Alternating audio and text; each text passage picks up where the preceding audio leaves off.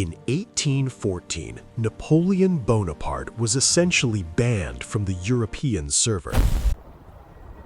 After conquering everything from Madrid to Moscow, the terms of service finally caught up to him. The coalition didn't execute him. That would give him too much clout. Instead, they did something worse. They shadow banned him. They sent him to Elba, a rock in the Mediterranean. They let him keep the title of emperor, but he was basically the emperor of a few goats and a rocky mine. It was the historical equivalent of telling a toxic influencer to go touch grass. Most people thought he was washed. They thought he'd retire and start a podcast. But Napoleon wasn't done. While stuck on the island, Napoleon spent his time hate-watching the new king of France, Louis XVIII. And Louis was flopping hard. He was trying to bring back the old regime, which is basically reposting content that nobody liked 20 years ago. The French economy was tanking, and the veterans were unpaid. Napoleon saw the analytics. He realized that the French people were nostalgic. They missed the glory. They missed the drama. He realized the world was ready for Napoleon Season 2. So, on February 26, 1515, he decides to violate his parole. He doesn't bring an invasion force, and this is where the story stops being a fall from power and turns into the craziest comeback tour in history. That's not an army, that's an entourage. He lands in France, and the king panics.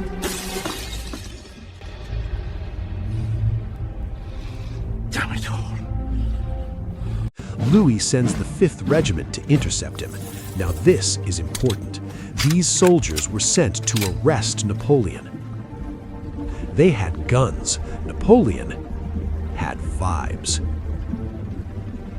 Napoleon walks out to meet the army sent to kill him. He opens his coat and shouts, "If you want to kill your emperor, here I am." This is the ultimate checkmate liberals moment. The soldiers didn't shoot. They dropped their weapons and rushed to hug him. They switched teams instantly. This man had so much riz, he converted the enemy army just by showing his face.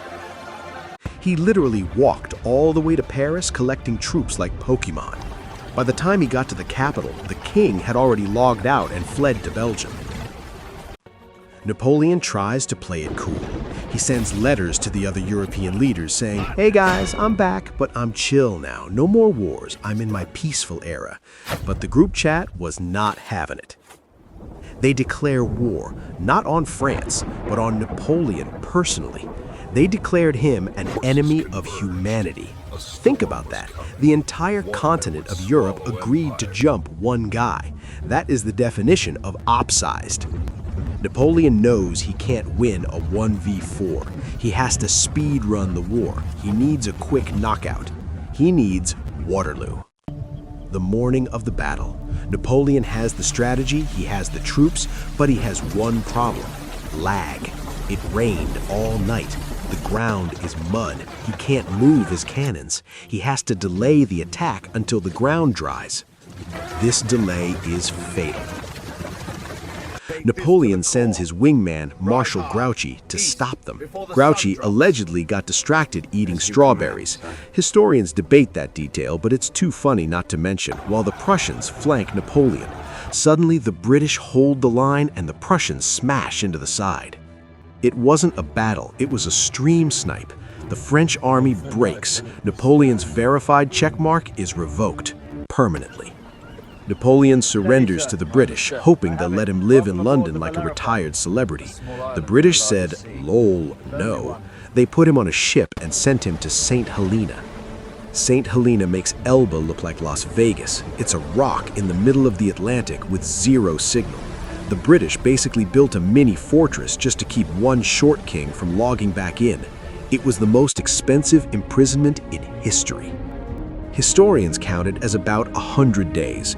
Technically 110, but 110 days doesn't look as good on a movie poster. Was it a bad idea?